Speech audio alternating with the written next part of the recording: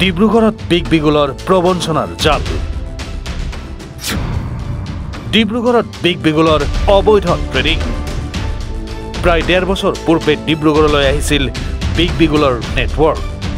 ডিব্ৰুগড়ক কেন্দ্ৰ কৰি সমগ্ৰ উজনি অসমত বিগ বিগুলে প্ৰবঞ্চনাৰ জাল পেলোৱাৰ অভিযোগ।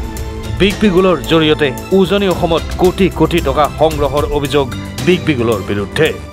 বিগ বিগুল আৰম্ভ কৰিছিল হেনো ৰাজেশ চাৰ্ডি নামৰ এজন লোকে। ৰাজ্যত বিগ বিগুলৰ নেতৃত্বত নাৰায়ণ পালৰ সহযোগী সুশীল হাজৰিকা, ৰঞ্জিত চেতিয়া, গৌতম চেতিয়া, সঞ্জীৱ বাৰ্মা আৰু সত্যৰঞ্জন গুপ্ত। ৰাজ্যত নাৰায়ণ পালৰ নেতৃত্বত অসংখ্য লোকক বিগ বিগুলত যোগদান কৰোৱা হয়।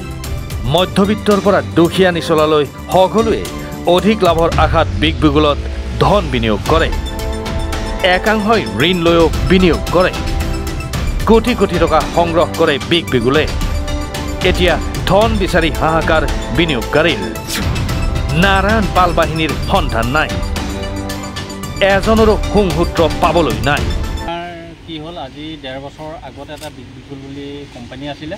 সেই বিগ বিগুল কোম্পানীটোত আমাৰ অসমলৈ আনিছিলে মুখ্য ব্যক্তিসকল হ'ল তেখেত হ'ল ৰাজেশ চাৰদী, আৰু অসমলৈ আনিছিলে নাৰায়ণ পাল, টিপি প্ৰদীপ, সুশীল হাজৰিকা, ৰঞ্জিত চেতিয়া, গৌতম শইকীয়া, সঞ্জীৱ বাৰ্মা আৰু সত্যৰঞ্জন গুপ্তা ডিব্ৰুগড়।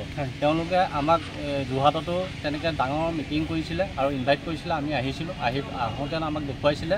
তেওঁলোকে যিটো দেখুৱাইছিলে সেইমতে অলপ দিন দি পেলাই বিগ বিগুলটো বন্ধ কৰি পেলাই তেওঁলোকে ইনকমটোও বন্ধ কৰি দিলে। প্লাছ যিখিনি কৈছিলে যে আনহোল্ড কৰিব, আনহোল্ড কৰাৰ পিছত 45 দিনৰ পিছত পইচা দিব, যিখিনি প্ৰিন্সিপাল এমাউণ্ট সেইখিনিও বন্ধ কৰি দিলে। অৰ্থাৎ ডিবি ষ্টকৰ দীপাংকৰ বৰ্মন, পাৰ্চেলিয়াৰ বিশাল ফুকন আদিৰ দৰেই বিনিয়োগকাৰীক প্ৰবঞ্চনা বিগ বিগুলৰ নাৰায়ণ পালৰো। এতিয়া কথাটো হ'ল, বিনিয়োগ কৰা ধন উভতাই পাবনে বিনিয়োগকাৰীয়ে? গ্ৰেপ্তাৰ হ'বনে নাৰায়ণ পাল বাহিনী? ডিব্ৰুগড়ৰ পৰা আতিকুৰ ৰহমানৰ ৰিপৰ্ট, এনি ভাৰত 24।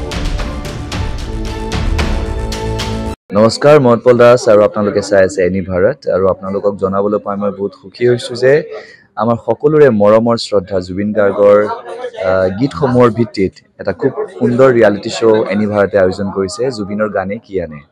এই প্ৰথম ছিজনটোত অডিশ্যনছ আৰম্ভ হ'ব আগষ্টৰ পৰা অসমৰ বিভিন্ন জিলাত। গতিকে মই সমূহ কলাকুশলী, বিশেষকৈ যিসকল প্ৰতিভাশীল গায়ক গায়িকা আছে আমাৰ সমাজত, তেওঁলোকলৈ মই এটা আহ্বান জনাইছোঁ, তেওঁলোকে প্ৰস্তুত হওক এই ৰিয়েলিটি শ্ব'ৰ বাবে। আৰু তাৰিখটো হৈছে 15 আগষ্ট 2024 চন।